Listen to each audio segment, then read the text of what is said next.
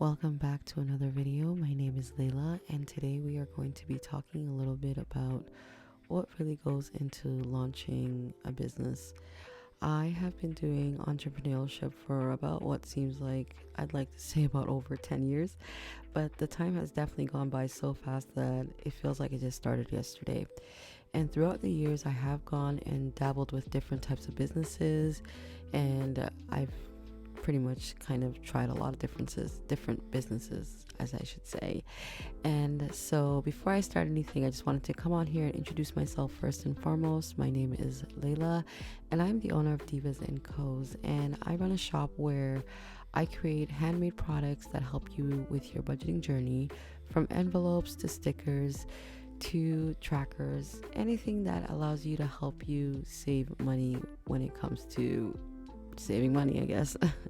So let's get started. So one thing I've learned recently, and that is, this is actually like my first time actually launching a business through Shopify, where I'm actually really stepping into it versus kind of backing away from it. And the thing is, I have been using Etsy for what I could say for the past 3 years. And when it comes to Etsy, Etsy has its own rules and stuff like that. One of the reasons why I kind of got drawn into Shopify was basically having a lot more control for myself. And I want to be able to launch products and kind of just learn from it, because Etsy gives you a platform which allows people to see your products, where Shopify, you kind of have to learn to do it on your own and bring in the market. Like, you do the marketing, you do the strategy and funneling customers and stuff like that. So this is something that I've kind of been thinking about for a long time, where I wanted to just see if I can do it by myself. And I know I can, but at the same time, it is a little bit more intimidating that you have to kind of put yourself a little bit more out there when it comes to having your own individual shop that isn't powered by a platform where people can find you easily.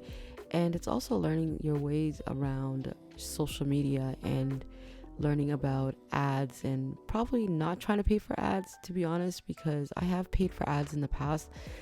They do help, but realistically, you're just kind of wasting money. You don't really get as much as you were hoping for, because if you buy ads, you have to also think of it as something that is gonna bring your product to the forefront, but it isn't gonna guarantee you a sale. So being someone who's done ads in the past and not really getting the sales that I wanted, I kind of decided to go down the route of really pushing myself onto social media, really putting myself out there more, really understanding the power of knowing your audience and stuff like that.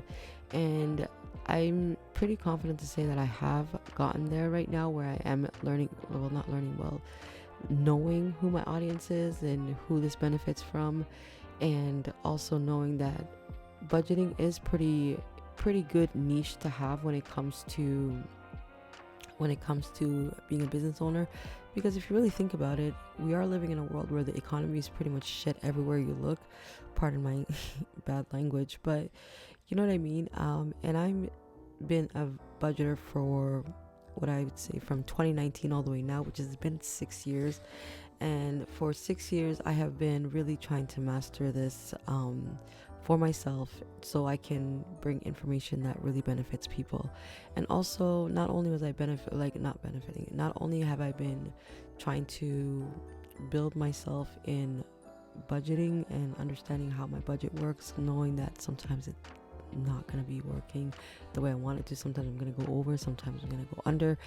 Also, I understood that I put a lot of work into understanding social media, understanding how to create envelopes, understanding how to really create really nice products, and really learning everything I can possibly learn about the business that I've entered.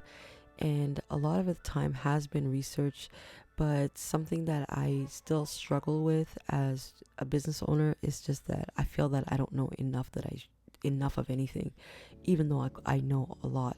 And I think it's called imposter syndrome or something, but I don't want to call it imposter syndrome because I really feel like it gets into my head. So one thing I've been doing is letting myself know that, hey, you know what? We know. I don't know why I'm calling myself we, but I always tell myself, like, I've been doing this for such a long time that yes, there are mistakes. Yes, you are going to have to start over sometimes, and you are going to have to, it's not going to be perfect. Not every single thing is going to be perfect, but remember just to keep going. So that's something that gets me through all the time. Even when I don't feel like doing social media posts now, I just tell myself, you don't want to restart over again. You always don't. You always have to always restart over your social media journey because you take long breaks. So I promise myself to not take long breaks and really just push myself as hard as I can possibly do it. And to be honest, I really do want this business to grow. I really do want it to connect with the right audience. I really want it to benefit people who are really learning to budget. I want people to also understand that this is a really important business for me, because budgeting really did help me, especially when I was struggling as a mom of 2 kids and now a single mom of 4. It has helped me to be a lot more disciplined. It has allowed me to track more better. It's just when I think about budgeting now, it's not so much as a prison. It's more of freedom, in the sense that I understand where my money's going, how I'm utilizing my cash envelopes, and even seeing my money leave out of my cash envelopes, I'm always like, oh no. But then realizing, hey, you know what, this is part of the budget, so we're still on track, which is good. And also learning about debt, learning about interest, learning about hidden costs, you know what I mean? Also understanding that it's very important to do a lot of the things by yourself, like in the sense of you don't need to go and do takeout every day. You can meal prep those meals, heck, even buy some ingredients that will help you make foods that are inspired by takeout and make it in a healthier way, So I have learned so much from this community, and for me it's just more of like, it's kind of like giving back, in the sense of I want people to understand that budgeting isn't a death sentence or a prison sentence. It's actually really freeing to actually have a budget every month, and once you get the hang of it, you really just start getting excited about doing your budget. I 100% get excited every time I'm about to get paid, that oh my god, I am gonna have to set this up. I get my calendar out, I get my trackers out, and I'm just like enamored by it, like in the sense of, oh my god, I can't believe this is so fun, And growing up and back in the day, I used to think, oh no, I'm not gonna be on a budget. That's just me. It's not right, because I don't want to put control over my money. But realistically, it was just kind of like, once I grew up and understood what a budget was, it kind of just allowed me to understand that it's a way of living. It's a way of financial freedom. And I'm not saying that budgeting will get you out of poverty. No. That's not it. What I'm saying is, budgeting, if you get into that mindset of knowing where every dollar goes, once you start making real big money and you're out of poverty, you'll have a better appreciation of your money, and you'll understand how to keep it longer.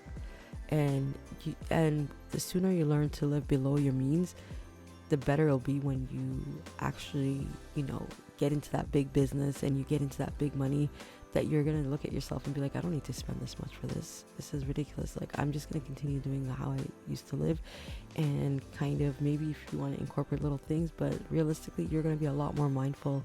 And I think budgeting has a lot to do with intentional spending rather than frivolous spending.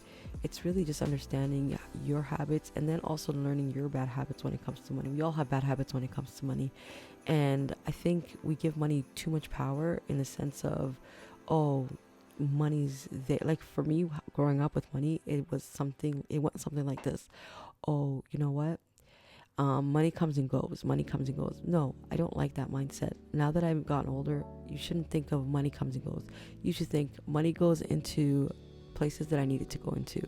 And it's not just going to go unless I decide where it's going to go, because growing up, there was a lot of, people who hold on to money, or people who do budgeting and stuff like that. They don't understand it. They're just going to lose that money. Watch.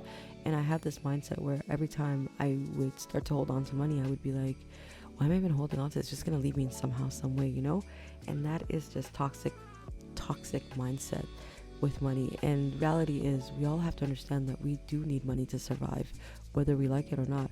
Whether we make money through fast food jobs, corporate, whether you make whatever way you're getting your money, you still need to have a solid budget that allows you to understand where your money is going. And every time you spend, you're spending it with intention. I think that's the thing when it comes down to any type of stuff. So let me get into the business a little bit. So for me, I have a website called Divas and Co's, and I mainly sell binders, and I mainly sell cash envelopes.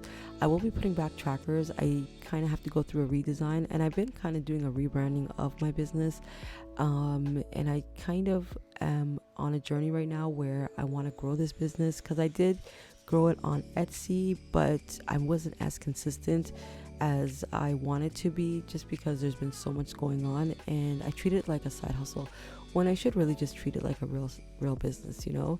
And as a stay-at-home mom right now, who is pretty much has no choice but to stay home because I have a little one, I want to make this business grow and kind of become something that I can live off of eventually. And also, what I've learned is, when it comes to Etsy, there's a lot of fees. You know, so for every post you do, there's about a 20-cent fee. So, and every time it renews, you have to pay that 20-cent fee, which I don't like. And I think Shopify gives you a lot more freedom, but we'll see, because so far I am loving Shopify, and also like doing the, what is it called, fixing the themes and stuff is pretty easy, and I've just been enjoying it. So I'm gonna keep you guys updated, and I think from now until January 1st, I will be posting a lot more, and I want to get to know my audience. I want to get to know everyone. And so, yeah, this is kind of like an introductory business video, if you'd like to say. And I think I've babbled on a lot more than I needed to. So I will see you guys on my next video, which will be tomorrow, hopefully. And be sure to check out my reel and subscribe if you like this type of content. Till then, bye. My name is Layla.